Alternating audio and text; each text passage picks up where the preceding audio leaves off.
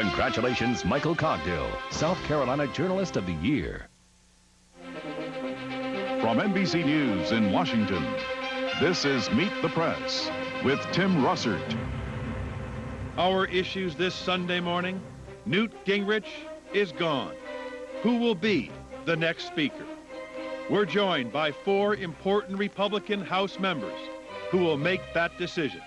Jennifer Dunn, Lindsey Graham, Steve Largent, and David McIntosh. Is the Republican revolution over?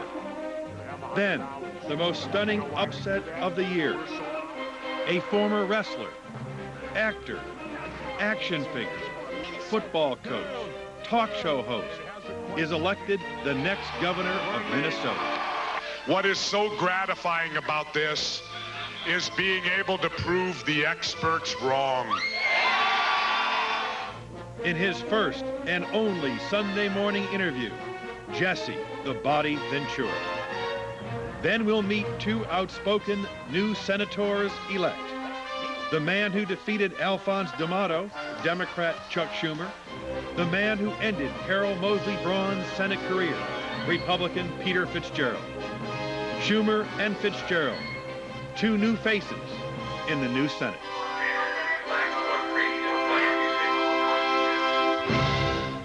But first, there will be a new speaker and perhaps leadership team in the House of Representatives. We've gathered 4 important House Republicans who will help make that decision. Welcome all. Good morning. Jennifer Dunn, let me start with you. What message did the voters send the Republican Party on Tuesday?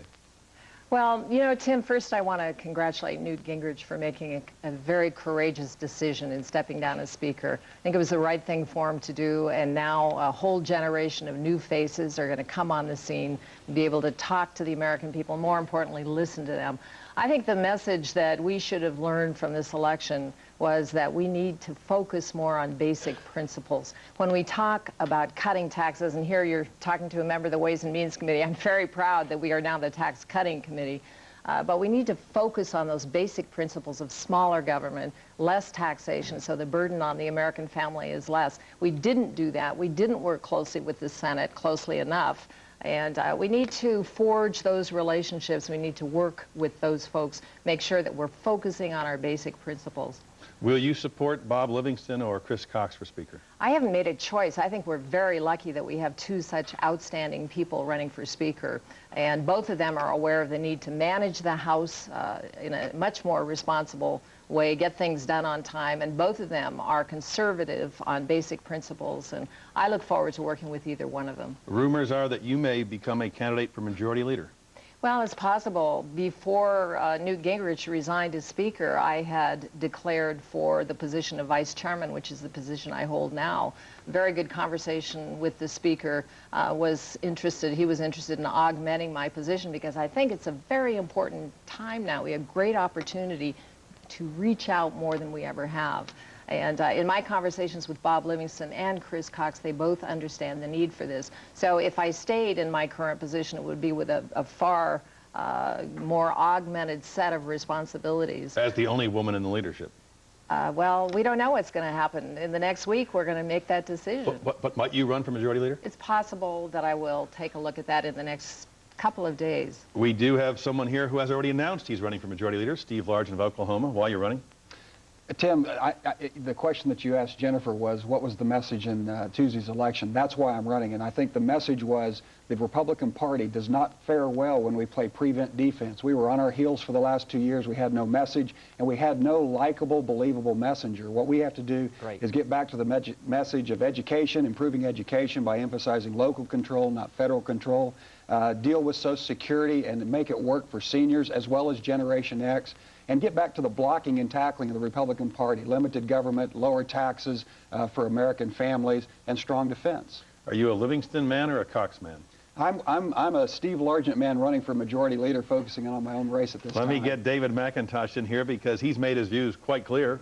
Who's going to be the next Speaker of the Republican Party and the House of Representatives? Well, I'd like to say Chris Cox. I am supporting him. I think he would make an excellent Speaker because Chris really understands exactly that message, that we have to get back to cutting taxes, shrinking the size of the federal government. And Chris won't bring us another budget bill the way we did at the closing days of the last Congress, where we spent $500 billion, 40 pounds of legislation. Many of us didn't know what was in it when we were asked to vote on it. And I know that he'll do a good job of getting very calmly, very carefully and thoughtfully getting the job done to get us back focusing on tax cuts, focusing on shrinking the size of government and not expanding it. You have said some things over the last few days quite strong about Bob Livingston. You said he was an old-style pork caucus kind of guy who would lead us back to minority, and issued a statement which captured my attention. Let me put it on the screen and get your reaction. I believe Livingston's letter, this is a letter he sent to Newt Gingrich, demonstrated an appalling lack of judgment, and in our negotiations next year with the White House, we can't afford that kind of recklessness. Lack of judgment, reckless, pretty strong words. Well, and in campaigns you use strong words. Let me say, I believe that Bob Livingston is a good man. He will do his best if he becomes Speaker. But I think the letter that he sent indicates he was looking for a lot of power. And what we need is somebody who isn't looking for power for themselves, but looking out for the broad conference. What's going to be in the interest of all of the Republicans, frankly, in the interest of all of Congress and the nation. And Chris is exactly that type of person. Lindsey Graham, what message did the voters send the Republican Party, and who would be a better speaker, Chris Cox or Bob Livingston? Well, I want to say first, this is brought to you by the students at Buena Vista University in Storm Lake, Iowa. You ought to hire all these kids if you can. This has been a fun morning already. I'm out here trying to pheasant hunt. Let me just tell you, the message, Fitzgerald, Schumer, you tell me what they're saying as far as a message. Here's a dynamic that I think we need to talk about. After the government shutdown, it became very hard for Newt Gingrich to get our message across to the American people. He got beat up. He never recovered. And much to his credit, he realized that we couldn't get there from here because of the center of attention he had become and the fractionalization of the conference. So he stepped down, and that will be one of his legacies, that he got out of the way in a time for us to reconstruct. In '94, the dam broke for the Democrats because they governed from the left for too long. Bill Clinton in '92 ran as a New Democrat, came out of the chute with liberalism. The voters threw him out. The dam is leaking for the Republican Party. We got one more chance to produce. You want to know what I think we should do? We should elect a leadership team that understands we got to produce. We need to get HMO reform. We're not miles apart. We're yards apart with the Democrats. We can get a bill that protects patients, that gives you a right to sue the HMO if they're not treating you fairly, gives you a right to pick your doctor. I've been for that for 6 months, a year, trying to get a compromise. We need to produce early on, and if we'll do that, we'll be okay. We need to fight the federalization of your school system. We don't want, at least I don't want, the federal government building schoolhouses and paying teachers, and I want a leadership team that can articulate to the American public that's what Bill Clinton wants to do, and 80% of the American public doesn't want to federalize the school system. Finally, I want a leadership team, Tim, that can challenge the American public to save Social Security, not just for the sound bite of the next election, but for the long term. I want somebody that can talk about a new tax code for a new century. I said I would support Bob Livingston early on when he threw his hat in the ring. One thing Bob Livingston did, he had the courage to step up at a time before anybody else and say, this is a drift, I want to correct it. Bob Livingston has told me to my face I was full of it a couple of times, and nobody else has done that, and I admire and respect that. I think he will do very well in the conference. Chris Cox is a great guy. Any team that can pick from good people is going to be a winner. But put you down for Livingston. You'd put me down for keeping my word to Bob Livingston, and that's what we need to do. When you tell somebody something, you ought to keep your word, and Bob has got his problems like all of us do, and Dave has pointed some of those out. I don't think he's reckless, but he needs to realize that this is not an appropriation job he's about to get into. It's about a leadership job, and he needs to lead us to be a productive conference, or we're going to lose in 2000, and we should lose. But we can produce. Newt Gingrich's legacy was that he got us here. He made winners of losers, Tim. The Republican conference had been in the losing status for 40 years. It's like pro wrestling. You're going to have a segment about that. One thing about pro wrestling, you never wonder who's going to lose. When they lose, they go have a beer, and that's the way the Republican Party was. They were used to losing. Newt Gingrich said, that's not right, we can win, and he got us there, and he got out of the way in time so we can keep winning. Steve Largent, Lindsey Graham brought up the government shutdown. There was a vote back in '96 to reopen the government, 433 to 17. You were one of 17 people in the House to keep it closed. Yeah, and I think hindsight says that we should have done that. That was one of the pivotal points that really began to turn the tide. The slow leak that Lindsey referred to began on that vote when we reopened the government instead of sticking by our principles. But you back up even before that, and I think it was a failed strategy leading up to the government shutdown. We never should have ended up in that dead end when we did in '95. But the American people saw closing the government as a symbol of locked heads in Washington, gridlock, and blamed Newt Gingrich. Again, it's a leadership failure. It's a poor strategy that ended up in a train wreck at the end of the year. We had another train wreck at the end of this year. And again, that goes back to having a strategy that unifies the party on the front end and then permeates through the whole organization and the party and doing what's best in the best interest of the country. Tim, if I could interject, I think Steve's exactly right, although I didn't vote the way he did. In retrospect, I wish I had. I think the problem became we didn't have a good exit strategy. The president put on the table a budget that we ended up accepting about a year later after the elections. It would have been a lot smarter to say, okay, and rather than just unilaterally capitulate, we'll take your budget and we'll go from there and keep fighting for tax cuts. Let me also say, and Lindsey Graham's a good friend of mine, we work together on a lot of issues, but if we fight on the issues that the president has laid out there, health care, education, and ignore our agenda of tax cuts, shrinking the size of government, getting rid of pork and wasteful spending, and then we'll fall into the same trap we did last time where the president sets the agenda. So I hope our leadership, whoever it may be, will focus on Republican issues, and because that's why people sent us back in the majority, to cut taxes and shrink government. 1 second, Lindsey Graham. Jennifer Dunn, in all the exit polls, it was very clear that many Republicans running for re-election had a problem with women voters, black voters, Hispanic voters. Why? Well, I think the outreach needs to be increased, Tim. You can look at what happened in the last election and you can analyze it till the geese come home. But what we have to do now is we have to look toward what we're going to be doing as a team, and not just a leadership team, even though the leadership team is vitally important. Whatever shortcomings the new speaker will have, each one of us who is involved in that team is going to be able to come together and go out. We need a team that's going to reach out and that's going to listen to what people have to say. We need a team that's going to focus on basic Republican principles. We've already articulated today on this program what those are: smaller government, less burden of taxation so folks can keep more of the money that they're earning to spend on their families, less government regulation. We need to get back to those basic principles. I don't think we did enough of that. And that's why if I continue to serve on this leadership team, I'll continue my outreach to women. And I'll tell you, in the 30-plus districts that I went into around this country, and in the 150 or so speeches I gave to groups of women, I learned that women are a great resource. They want to be respected. They want to be listened to. We need to pull them into our team, not just because they're 53% of the voting public today, but because they are of great value. They are the economic engine of our nation right now because they are starting businesses at twice the rate of men, and by the year 2000 will control over 50% of the nation's businesses. They care about all issues. Lindsey Graham, you wanted to get in. Yeah, I want to let it be clear that one Republican believes HMO reform is a Republican issue. Charlie Norwood brought a bill to the floor. Greg Gansky has a version.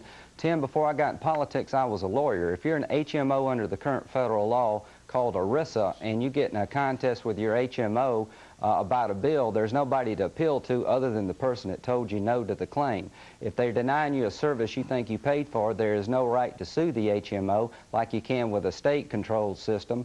If you fall and get knocked out and go to the emergency room and they tell you you didn't call us before you went to the emergency room, we're not going to pay your claim, there's no consumer protection in the federal law. HMO reform is a Republican issue. It needs to happen. The federal law is not fair to the consumer. We can fix it, and we should. Education is a Republican issue if you believe in local control, because the Democrats are trying to federalize education. We have a policy of getting 90 cents of every dollar spent on Washington for K through 12 schooling in the hand of a teacher that knows your child's name rather than a bureaucrat will never meet your child. These are issues important to the American people. They should be important to the Republican Party, and we can cut taxes. If we don't produce for people the things that affect their lives, like their health care and the education of their children, they're going to throw us out, and they should. We can. Our solutions are better than the Democrats. That's why they lost to begin with. We just need a clear, distinct message that we understand what you're saying, we care about you, and the best hope and dream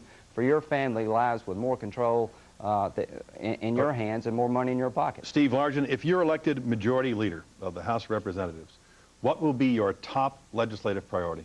I think the first thing that we have to do is develop an agenda that can unify our party within our conference in the House, with our friends in the Senate, with our Republican governors, and then merge that message with messengers that are believable and that are likable. What will the agenda be? Tax cuts? The agenda has to be the things that we've articulated here today. We have to have Republican solutions in education, HMO reform, Social Security, get back to limited government, lower taxes, and strong defense. And the president comes to you and says, all right, let's debate this, Mr. Largent, with the country. I'm for Social Security and saving it. You're for tax cuts. Let the people decide. Exactly. We, as Republicans, we have to have confidence in our ideas. Our ideas are the right ideas and solutions for this country, and I have confidence in that. Tim, if I could add one other area that I think we have to put on the table, and that is restoring a sense of moral values in the country. And I think that whether that ranges from a question about the president's behavior and lying to the American people, or whether it ranges to keeping our word. Lindsey Graham and I disagree about who should be Speaker, but I admire him because he's keeping his word when he told Bob Livingston he would support him 6 months ago. We have to send the message in everything we do that those moral values, the very fundamental moral values that make a society work, honesty, integrity, keeping your word, those are things that are important to us as a Republican Congress as well. Lindsey Graham, what message did the American people send you and other members of the Judiciary Committee about impeachment? Well, my district didn't, I was unopposed, so I took the message to believe I was doing a good job at home. About impeachment, I think the American people want us to get it over, but if you thought this was a referendum to sweep it under the rug, I think you're wrong. I think the American people are tired of hearing about Monica Lewinsky, but I do not believe that equates to saying, let's forget the fact that it exists, let's forget the fact that the president was charged with perjury before, or being accused of committing perjury before a grand jury, tampering with witnesses. I believe Henry Hyde is on the right course. Let's have a hearing expeditiously. Let's have a record that makes some sense long after we're all dead and gone. I think the American public on my watch wants us to do this historically right, come out with an answer that makes some sense, sift through the facts, and make a judgment based on sound law, not politics. They want us to get it over sooner rather than later, but they want us to get it right, and that's what I've been saying for 6 months. And if you conclude, the President of the United States lied under oath before a grand jury, would you vote for impeachment? Yes, sir, I would, but then the next step is, if it's a high crime or misdemeanor, given the context of what occurred, there's a sense of proportionality that has to come to bear. Every felony doesn't allow you to get the death penalty. Every high crime and misdemeanor may not result in impeachment or should result in impeachment. You have to have a sense of proportionality, but you got to stand up for the rule of law. Nobody in this country should be able to lie to a federal grand jury and get away with it. The only tool we have in front of us is an article of impeachment. There's 115 people sitting in jail for lying to a federal court. What do you tell them if we ignore it? If I believe the President of the United States took the oath in front of a federal grand jury and lied, yes, I will vote for an article of impeachment. Then the task becomes, what do you do with it?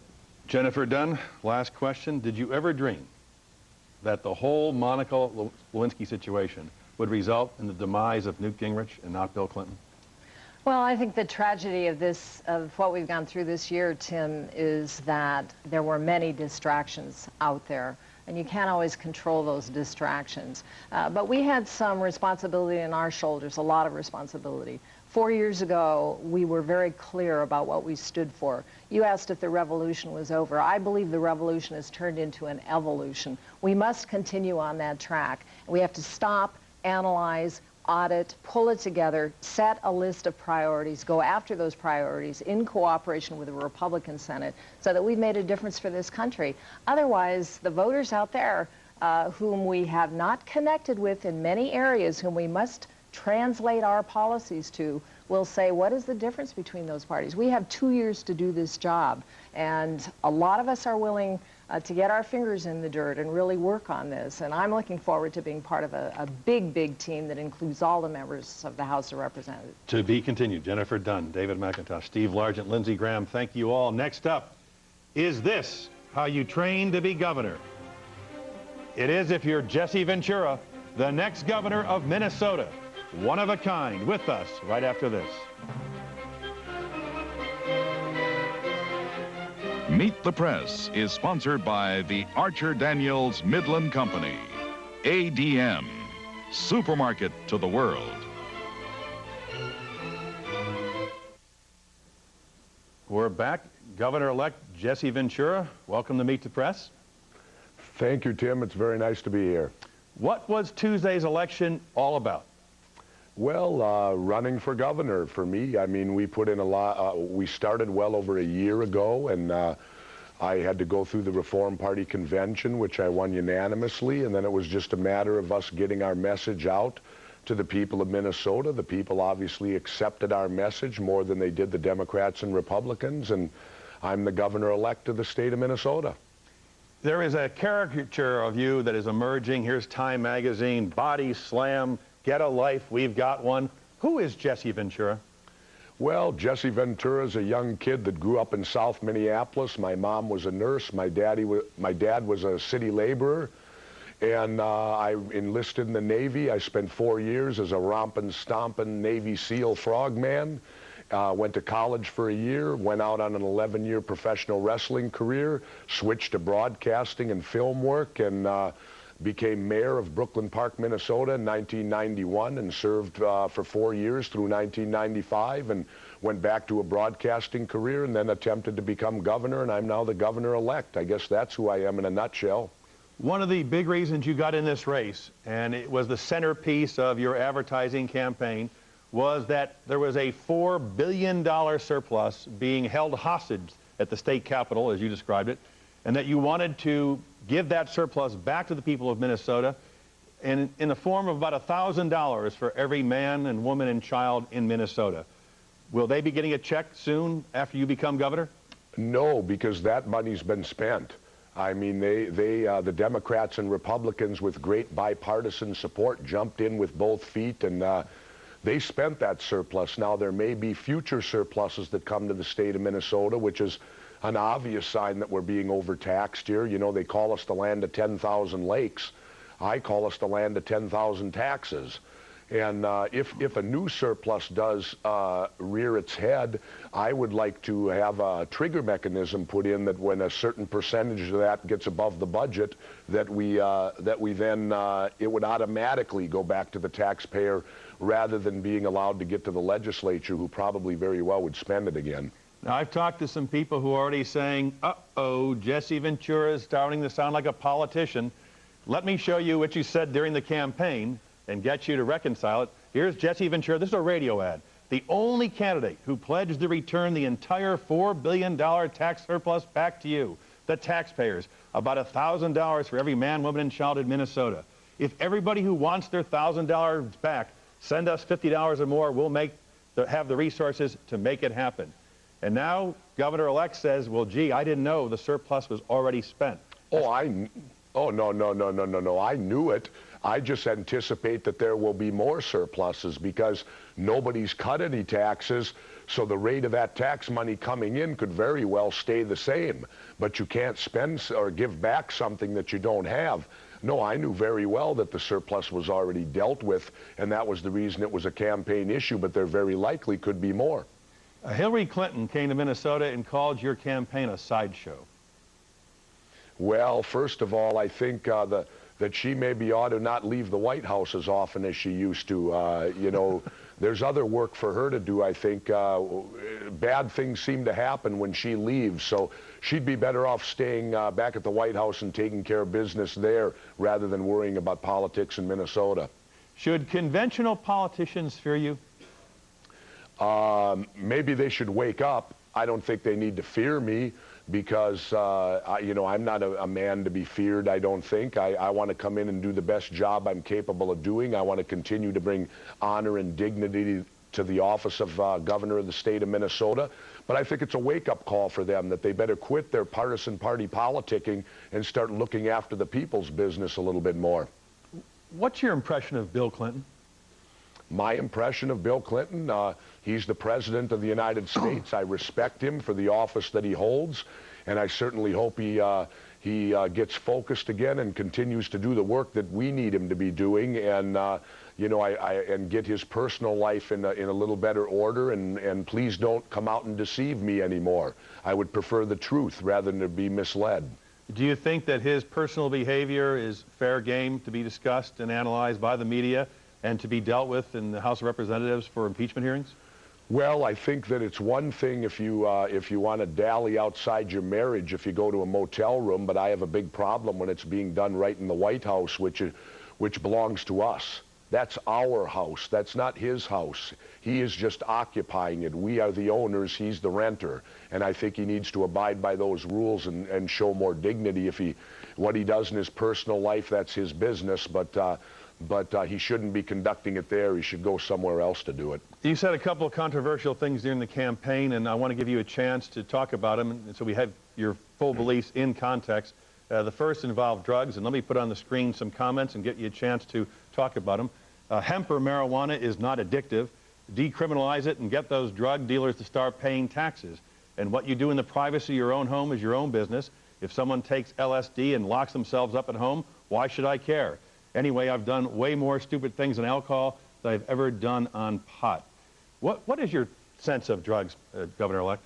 Well, my sense is this, you know, I believe you got to fight the war from the demand side, not the supply side. I mean, for goodness sake, we have Stillwater State Penitentiary here, and we can't keep drugs out of there, and these people are locked up 24 hours a day. If you're going to fight the war on drugs, you fight it on the demand side, and I don't believe that government should be invading the privacy of our own homes, and I also believe that you shouldn't be legislating stupidity. If there are stupid people out there doing stupid things, it's not the government's job to try to make them be smarter. We live in a land of freedom, and again, if we can't keep drugs out of the state penitentiary, how on earth do they propose we're going to do it out on the street corner? You fight it on the demand side. You get people to be smart and intelligent. If it's like a business, you don't create a product because of supply. You create it because there's a demand for it. Would you consider decriminalizing marijuana and other drugs? I said absolutely not at this time. I do believe in industrial hemp. I think we're missing the boat on that. You can make food out of, clothing out of it, excuse me, not food, but you can make clothing out of it. You can make paper out of it. It's an industry that'll create jobs out there. Canada's using it, we're not. And I also believe medicinal marijuana should be allowed. I mean, my goodness, a doctor can give you a prescription for morphine, and yet they can't prescribe you marijuana. I think that should be left up to the medical community for people that are that ill and in that much pain. I don't believe the government should be telling them what they can or cannot use. It should be in the medical community and up to the doctors and physicians to do that. 50% of the people under the age of 30 who voted Tuesday voted for Jesse Ventura. Are you concerned, and will you take a new, fresh attitude, your thoughts and discussion of drugs and alcohol, knowing full well people are now looking at you as the governor, and that if you say that, you know, I got wasted or I did this, they may get the wrong message?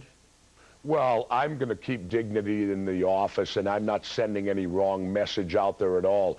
I'm sending a message of be smart, be responsible for yourself, and be intelligent, and take it as a personal thing. This isn't the main issue of Minnesota. It's a secondary issue right now. Our main issues are being overtaxed.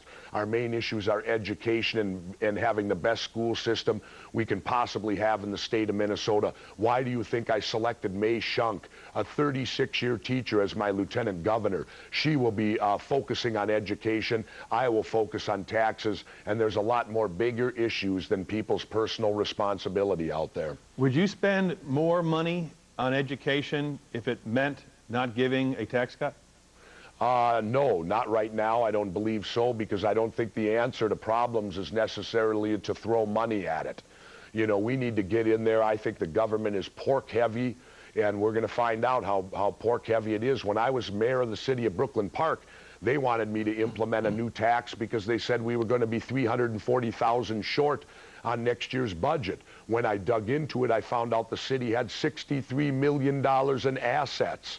Why would they need a new tax to cover $340 grand when they're sitting with $63 million of the people's dollars investing it?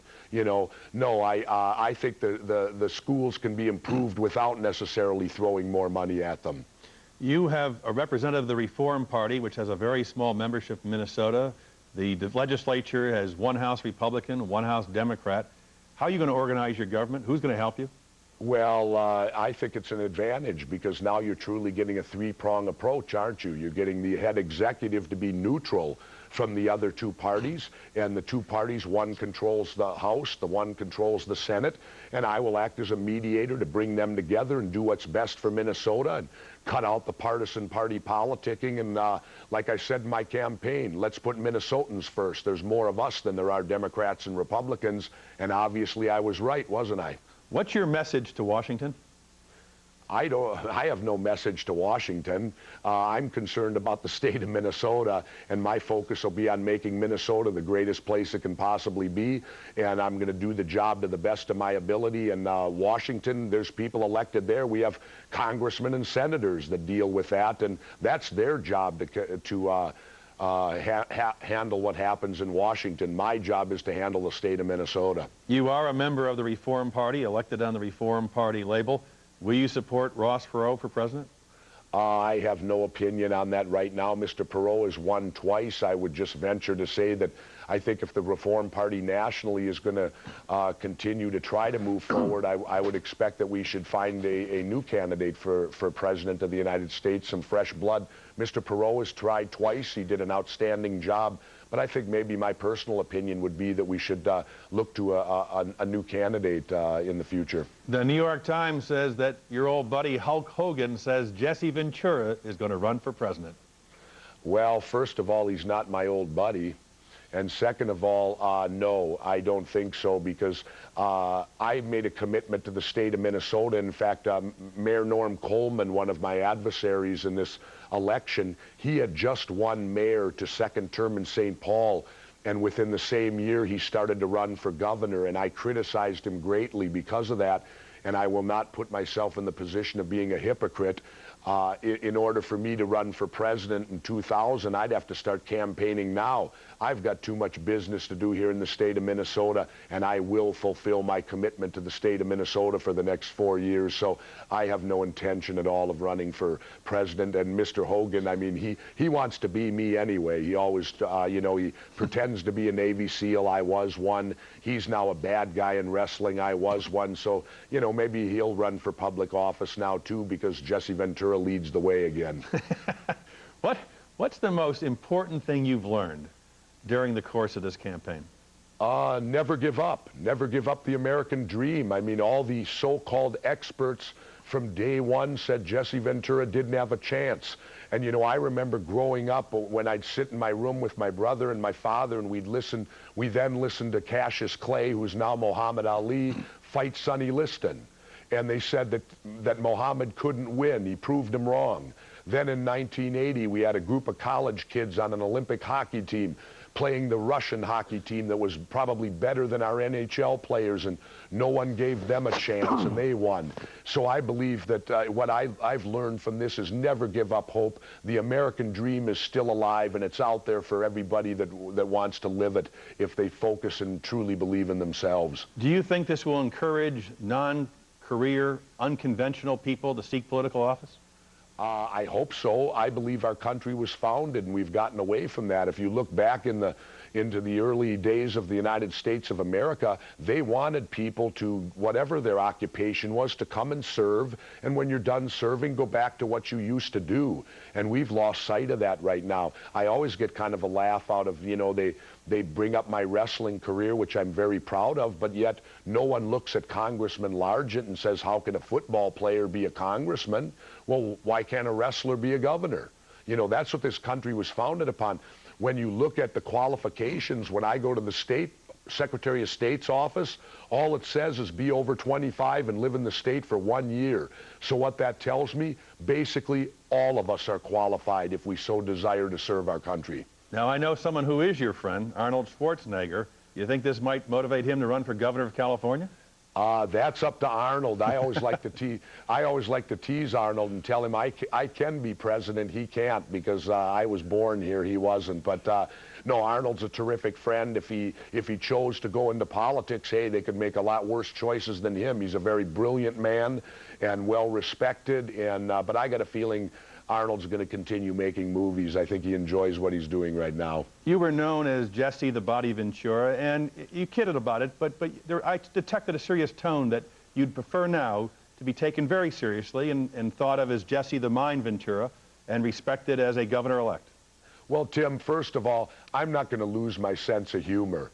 I'm only going to be myself. When I was running, I had these experts come up and tell me, Jesse, you have to do this, you have to do that. And I said, no, I don't. I will win or lose being who I am, and that's what I did, and I won. The Jesse the Mind thing is only having some fun in that, you know, I'm 47 years old now. I really don't make my living with my body anymore, and now I'm making more with my mind. So I thought it would be appropriate to have some fun with it and say I'm no longer Jesse the Body. I'm now Jesse the Mind. If I call you Jesse the Mind Ventura, will you call me Tim the Body Russer? Take your shirt off right now, Tim. Let's see what you got. Jesse Ventura, Governor-elect of Minnesota, thank you for joining us. Good luck. Thank you, Tim, very much. All right. Coming next, two new senators, New York Schumer, Illinois Fitzgerald, two winners with very different views.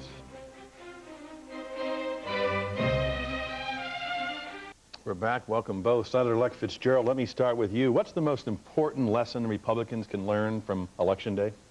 Well, I think the most important lesson is that Republicans have to articulate the appeal of their policies to people regardless of party affiliation, whether they're Republican, Democrat, or Independent alike. And I think in my race in Illinois, we were able to do that. Senator-elect Schumer, welcome. What was the message coming from the voters on Tuesday?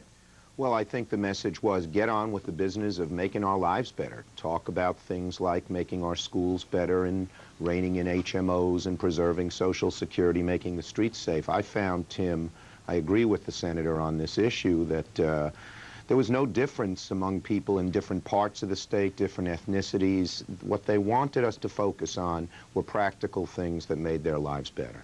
The President of the United States spoke about a practical thing yesterday in his radio address to the nation. He said that there's been a loophole, that people can go to gun shows and buy guns without background checks. Would you support President Clinton on that, Senator Fitzgerald?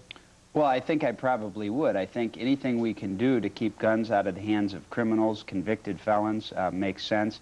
There is a lot of evidence that the Brady bill itself, which he's trying to say has some more loopholes in it, has prevented a lot of criminals from obtaining guns. And I think that's what we need to be looking at doing, prevent criminals from getting their hands on guns. So if people go to gun shows, they should have and buy a gun, they should have the same background check as if they went to a gun shop. Right. I mean, why should a criminal or a convicted felon be able to go obtain a gun at a gun show? There was a big debate in Illinois when you ran about concealed weapons, whether or not people should be able to conceal a gun. You think they should. Why? Well, first of all, that bill was grossly distorted. That bill did not repeal our state's prohibition against citizens carrying concealed weapons. I support that prohibition.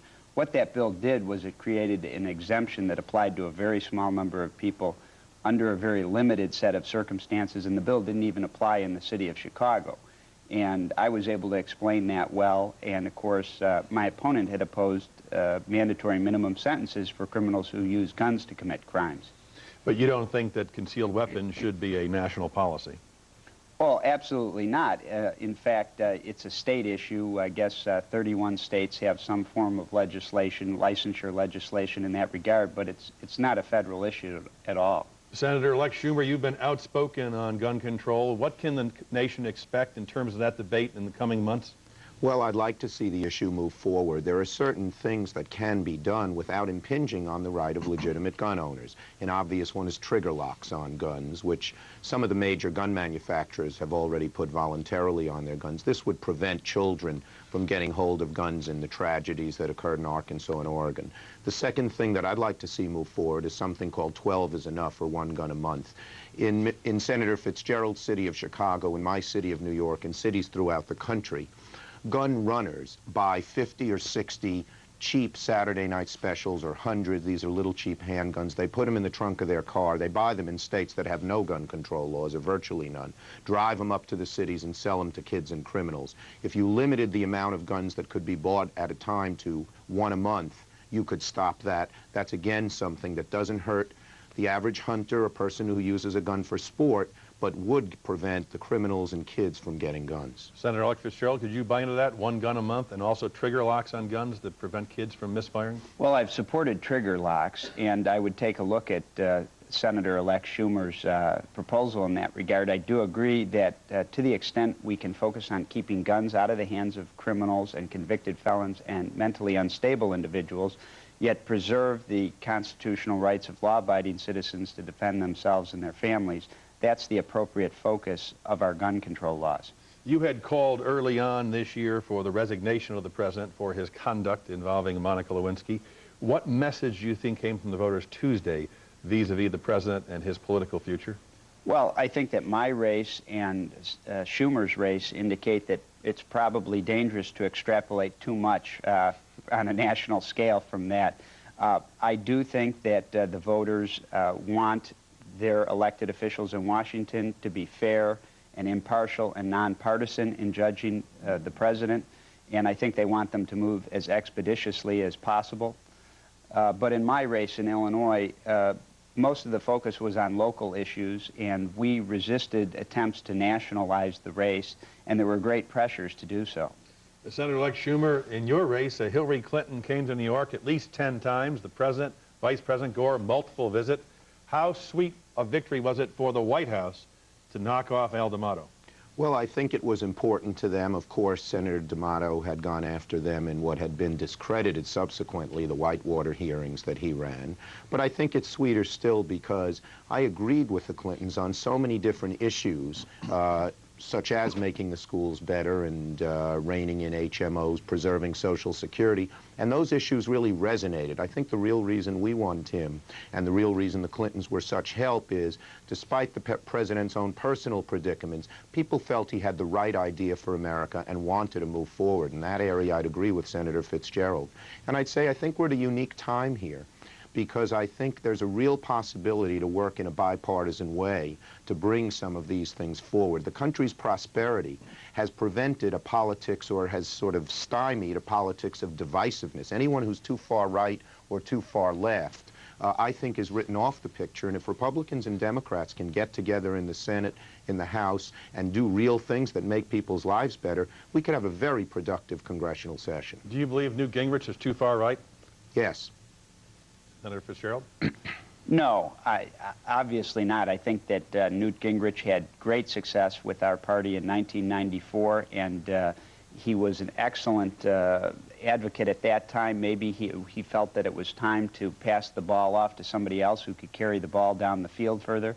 But he is a great policy person, and I think we've just got to keep moving forward, articulating the appeal of our policies to people. Let me just say this, Tim. I think the reason Gingrich won in '94 is that the Democrats had abandoned the center, and we stopped talking about things that made a difference to people in people's lives, the kinds of things I've mentioned before.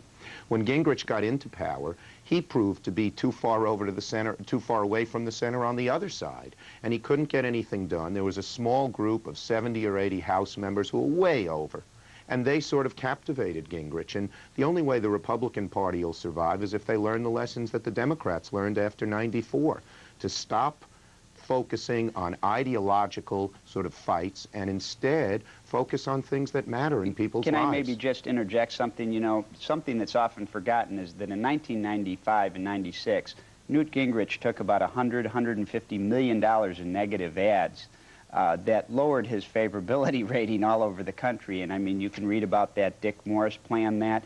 And I think when he saw his numbers going down, he lost a little bit of self-confidence as a leader. But I mean, imagine any political figure in this country who takes $150 million in negative ads, their favorability rating is going to go down. Senator, well, but you know, it wasn't the negative ads that forced him to shut down the government, which highlighted to the American people how far over he was. Senator-elect Schumer, let me ask you about a comment you made in the Judiciary Committee, and I'll quote here: "It is clear the president lied when he testified before the grand jury."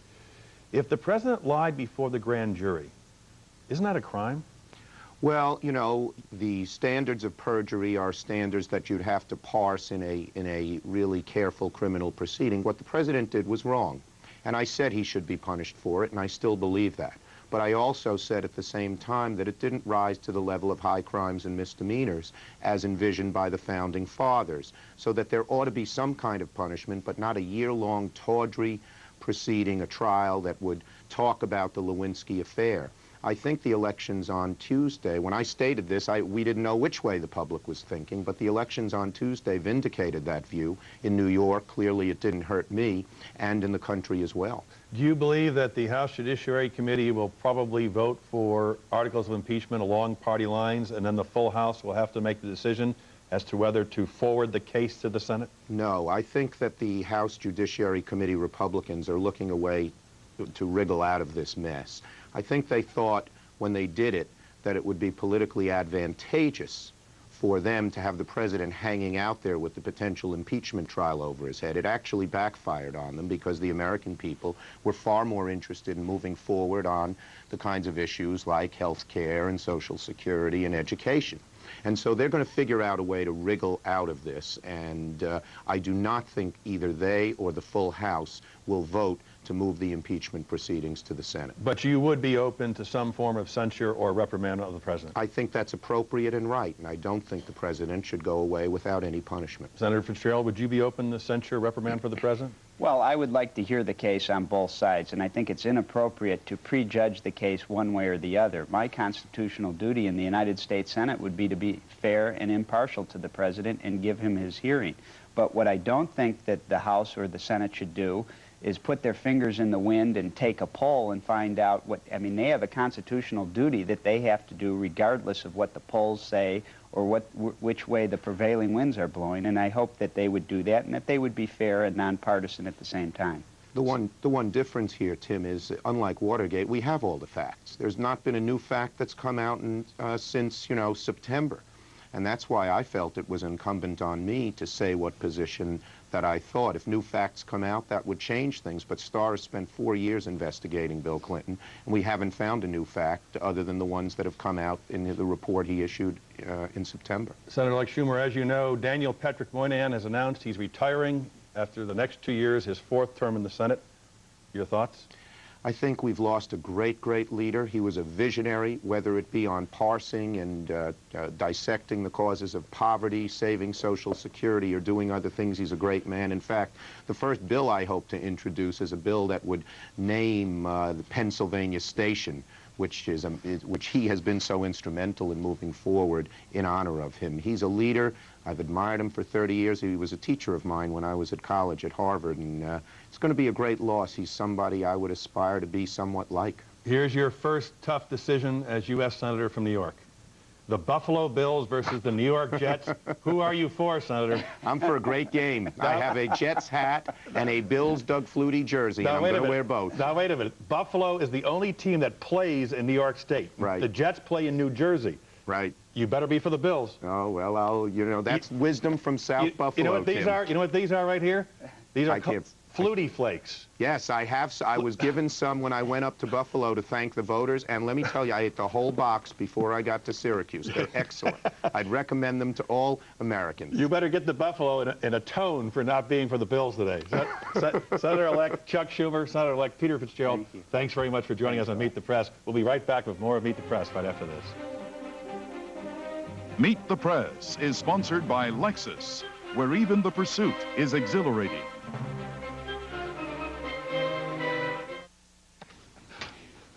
Coming up on Dateline tonight. Thanks, Tim. He was a guru of the peace movement until he was accused of a savage crime. Now, Ira Einhorn is finally speaking out. After 2 decades, will justice be done? Tonight at 8/7 Central on Dateline. Tim? Start your day tomorrow and today with Katie and Matt, the NBC Nightly News. That's all for today. We'll be back next week, starting our 52nd year on television. Happy birthday, Meet the Press. 51 years old. If it's Sunday, it's Meet the Press.